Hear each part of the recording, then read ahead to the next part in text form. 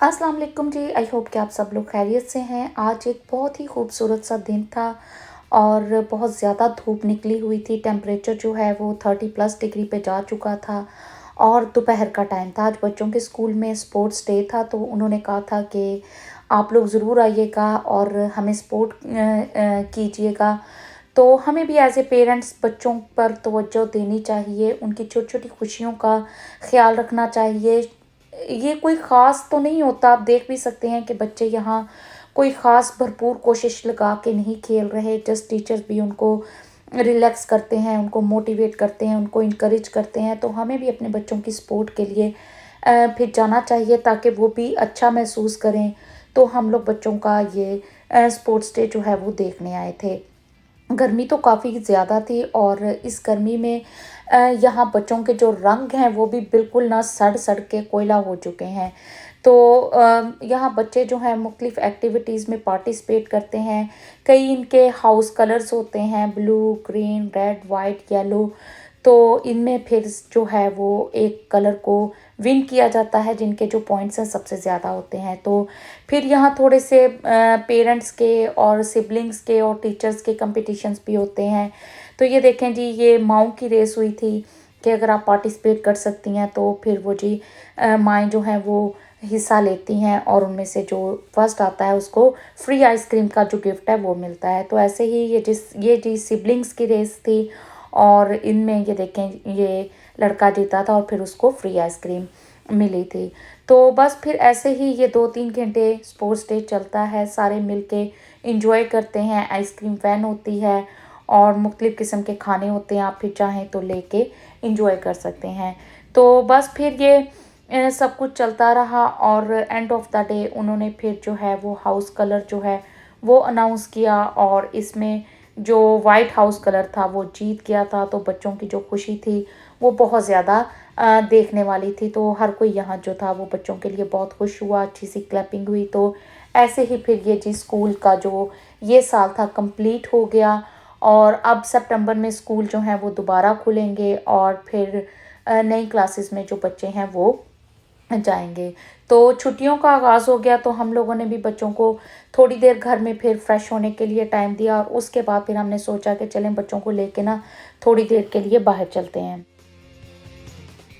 जब sunny day हो, धूप निकली हुई हो और आउटिंग का प्रोग्राम बनाया जाए ना, तो फिर आपके ज़हन में सबसे ज़्यादा जो अच्छी आउटिंग होती है वो होती है कि चलें हम बीच पे चलते हैं, थोड़ी देर वहाँ बैठेंगे, पानी की लहरों को देखेंगे और थोड़ा सा चिल करेंगे और फिर वापस आ जाएंगे। तो हमने भी जी बच्चों को सोचा कि लेके बीच पे चलते हैं। हम लोगों ने साथ खाना लिया, थोड़ी सी रिफ़्रेशमेंट ली और फिर हम बच्चों को लेके चल पड़े हैं बीच की तरफ। तो कि देखें कितना खूबसूरत ये नज़ारे हैं। सी साइड की तरफ जाए ना तो आपको जो स्पेशली ब्राइटन सी साइड की तरफ नज़ारे जो हैं वो बहुत खूबसूरत मिलते हैं, देखने वाले मिलते हैं।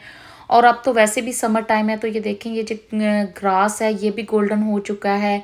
कुछ जगहों पर गंदम थी और वो भी पक के बिल्कुल तैयार थी, उसकी भी कटाई का सीज़न जो था वो आ रहा था। तो हम लोग तकरीबन ये हमारे घर से 25-30 मिनट लगते हैं ब्राइटन बीच के। तो हम लोग पहुंच चुके हैं जी ब्राइटन बीच और इतना ज़्यादा रश था, इतना ज़्यादा रश था शाम का, हालांकि ये टाइम था। हम लोग तकरीबन 7 बजे पहुंच गए थे वहाँ पर और यहाँ गाड़ी पे गाड़ी थी और बंदे पे बंदा चढ़ा हुआ था। और यहाँ पार्किंग का इतना नाक़िस सिस्टम है ना ब्राइटन के, मैं आपको बता नहीं सकती। हम लोग जब भी यहाँ आते हैं ना तो बहुत ही खज्जल ख़राब होके और ज़लील होके हमें पार्किंग मिलती है। तो इस दफ़ा भी हम लोग पूरा 1 घंटा ऐसे ही सड़कों पर ड्राइव करते रहे। आपको नज़र आ रहा होगा कि लेफ़्ट और राइट कितनी गाड़ियाँ खड़ी हैं, तो कोई स्पेस मिलेगी तो आप इधर जो है वो अपनी गाड़ी लगाएंगे, वरना यहाँ जो पार्किंग है गाड़ियों की करने की इन्होंने जगह बनाई हुई है ना वो बहुत दूर दूर है। उधर से आपको फिर ना पार्किंग जो है वो मिलनी बहुत मुश्किल हो जाती है और फिर आना आपको काफ़ी चल के पड़ता है। तो बस ऐसे फिरते फिरते हमें 1 घंटा लग गया। तो बच्चे भी काफ़ी बेजार से हो गए, तो फाइनली हमें फिर एक अच्छी जगह पर अल्लाह अल्लाह करके पार्किंग जो है वो मिल गई। ये शाम 8 बजे का मंजर है। तो आप देख सकते हैं कि यहाँ अभी भी इतना ज़्यादा रश था कि बहुत अभी भी इधर यहाँ बंदे थे। वैसे तो बीच पे आना बहुत अच्छा लगता है, लेकिन क्योंकि यूरोप भी के जो बीच होते हैं वो ऐसे होते हैं जहाँ आप बच्चों के साथ आके ना थोड़ा-सा आपको ये होता है, अच्छा फ़ील नहीं होता, क्योंकि यहाँ जो ड्रेसिंग होती है और फिर गोरों का जो अंदाज़ होता है वो थोड़ा बेबाक किस्म का होता है। तो ये देखिए हम रास्ते से आते हुए बर्गर लेके आए।